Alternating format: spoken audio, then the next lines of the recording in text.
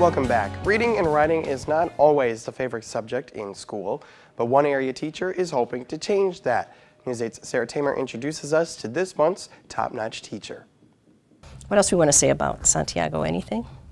Onalaska High School teacher Lisa Reimler dedicated 30 years of her life to teaching, and she's not planning on stopping anytime soon. I love what I do. Reimler's commitment to teaching led her to wear many hats in her career. Besides being an English teacher, she carries a few other titles. I do the National History Day. I do drama with my husband here, and I'm also the forensics coach.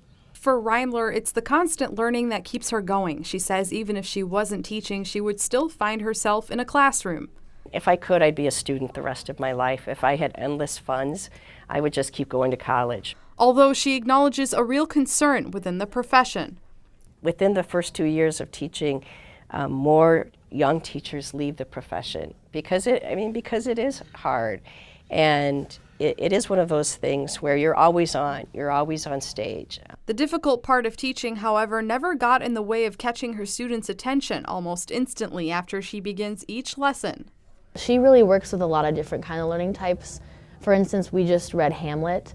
And so we read the play, like every person had a part. We watched the movie, we watched like funny versions of it, and then we like listened to a version of it. So she makes sure that like no matter how you learn, like you know what's going on. And she also stops every single line and like gives a historical explanation of the words or like tells us the meaning behind lines and stuff. So she makes sure that we really know what we're learning.